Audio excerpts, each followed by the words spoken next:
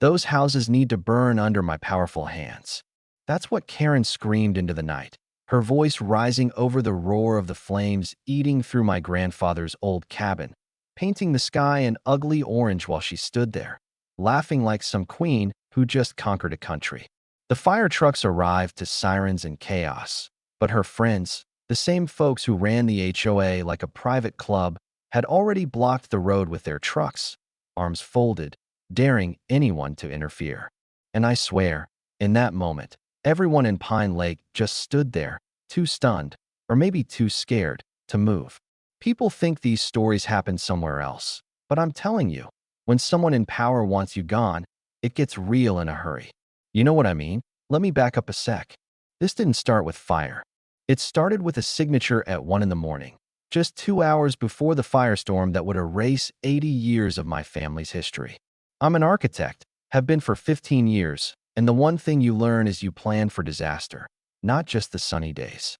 So when Marjorie Flint moved into Pine Lake, working her way to HOA president in record time, barking codes and threats about my cabin, I already knew what I was up against. A pro who'd rather play chess with people's lives than let anyone stand in her way. The night the bomb went off, I was working late, fighting legal paperwork with a pot of bad coffee and the uneasy feeling that the war for my home was about to go nuclear. 1 second, the world's quiet except for the crickets. Next second, boom. The explosion rips through my floorboards, smoke everywhere, glass shattering. And the next thing I know, I'm running outside in my pajamas, boots half on, staring as flames pour out from under my porch, so hot I could feel my eyebrows curl from 50 yards. My hands shook as I realized the fire was centered exactly where I kept my filing cabinet. Yeah, that's not a coincidence that I looked up and there she was. Marjorie, standing at a safe distance with her little clique, grinning in the firelight like a witch at a bonfire. "Consider this my victory," she hollered, and then just started cackling, eyes wild, hair backlit by the flames. Even as the neighbors scrambled to call 911, she kept laughing, and it hit me. This wasn't just arson. This was personal. This was her checkmate, or so she thought. Firefighters got blocked by 4 pickup trucks, all owned by HOA board members. Everybody knew it, but nobody did a thing. The deputy sheriff just stood there, checking his phone, muttering about procedures while my home became a funeral pyre. 12 minutes passed before the trucks got through.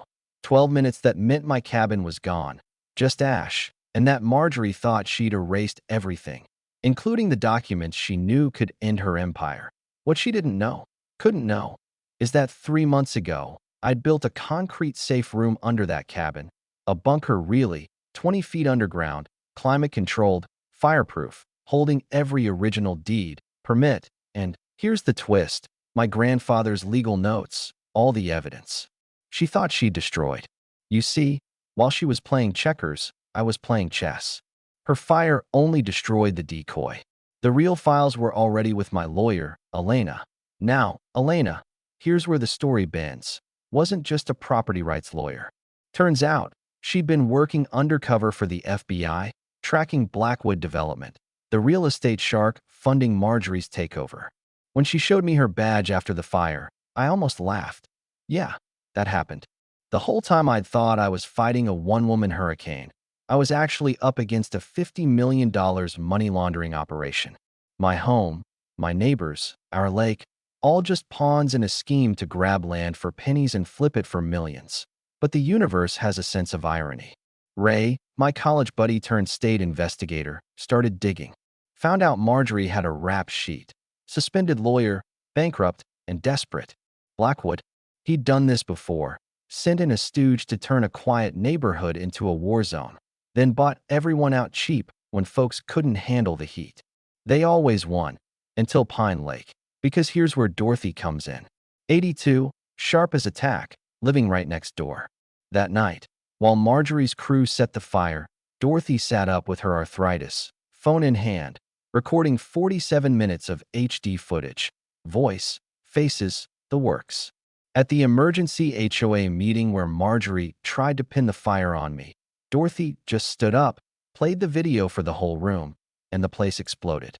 You could see folks' faces change, some shocked, some angry, Some just embarrassed they'd believe the queen bee's lies. Marjorie lost it right there. Pulled out a remote. Threatened to torch the entire community if anyone crossed her. But the FBI was ready. Elena called in her team. The bomb squad swept the area, found 6 more incendiary devices planted around Pine Lake. For 3 hours, nobody breathed. Ray talked Marjorie down, showed her proof Blackwood had already been arrested, that she'd just been a pawn, and that he was never going to pay her a dime. She broke, right there in the community center. Confessed everything, sobbing about how her life had fallen apart after her divorce, how she just wanted to matter again. The community was safe, the fire out, but justice. Yeah, it finally showed up. Even if it took a federal indictment to get here, in the months that followed, Pine Lake changed. The families got compensation, the HOA got rebuilt from scratch, and my grandfather's land? We turned it into a community justice center, part legal aid, part neighborhood watch, part monument to what can happen when you don't let bullies win. Elena stayed, transferred to our field office, and somehow, in the middle of all this, we became more than partners. Life's funny that way. Marjorie ended up flipping on 12 other dirty developers, helping take down an entire network of crooks using ordinary people as shields for their greed. She's still in prison, but the world she built is gone. And I finally understood my grandfather's lesson. When the powerful come for what's yours, you don't just fight for yourself. You fight for the people who can't, and you build something stronger in the ashes. So, have you ever been pushed around by someone with money and power who thought you'd just fold? What would you do if your own HOA tried to burn you out? Drop your thoughts below, tell us where you're watching from, and subscribe for more stories where the little guy fights back. Because justice, real justice, always starts with one person saying enough. And in Pine Lake, that person just happened to be me. You'd think after a showdown like that, after flames, sirens, FBI raids, and 100 rumors flying through the air thicker than the smoke that ruined my shirts, life would just settle down, right? But that's the thing nobody tells you. When the dust clears, you're left standing in a world that doesn't quite fit anymore. The pine sap in the air felt different. The lake looked deeper. The neighbors' smiles, some grateful, some wary, didn't really say what they meant. And me? I had trouble sleeping. Every creak at night, every car slowing on the road, made me think about what almost happened and what might still be lurking under the surface. The community tried to move on. People painted fences, held potlucks, planted new flowers where crime scene tape used to flutter in the breeze. But if you looked close, you'd catch the quiet glances at the Justice Center, the nervous talk about new board elections. Folks wanted peace, but didn't trust it yet. Some neighbors, the ones who'd voted to push me out, they avoided my eye at first, but you could see it weighing on them. It's a strange thing to be both the villain in someone's story and the person who saved their home at the same time. You know what I mean? Elena and I, we spent long nights sorting through evidence, cataloging files for the feds, building out the news center. She had that focused energy you see in people who've spent their whole lives undercover, always listening for what's not being said. Sometimes we talked about the case, about justice, but sometimes, when the moon was high and the frogs were singing, we just sat quietly on the old stone steps, trying to figure out what came next for 2 people who'd lost a lot more than property to the war. I'd tell her stories about my grandfather, the way he could build a roof with one hand and break up a fistfight with the other. She'd talk about the years she spent pretending to be someone else, wondering if she'd ever get to just live in one place long enough to put her name on a mailbox. Meanwhile, Pine Lake became a kind of symbol. We started getting letters from other small communities, places you'd never find on a map, asking how we'd stood up, how we'd gathered proof, what it felt like to push back when the odds were impossible.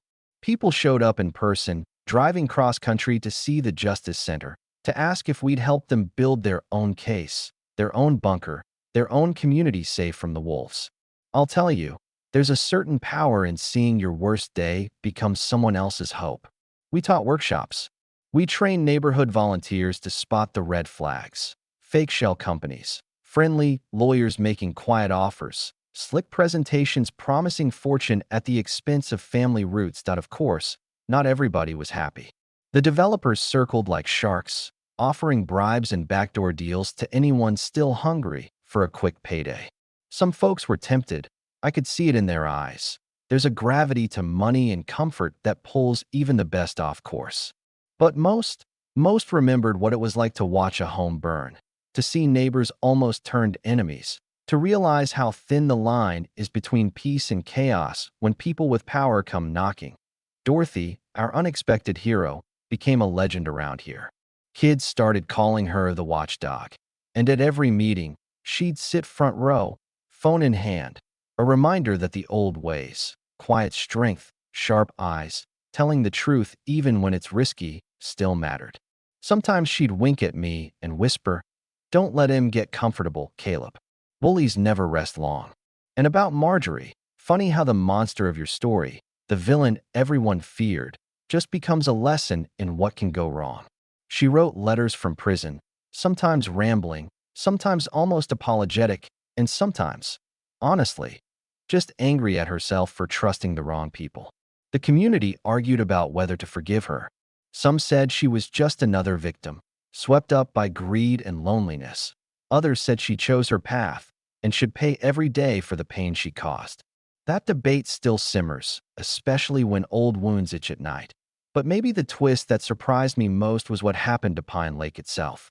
When the first fall came after the fire, you could feel something shift, the air a little cleaner, people a little softer with each other. Folks rebuilt together this time.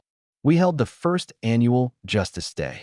Kids painting murals of the lake, families cooking chili, neighbors sharing stories about the bad times and the good.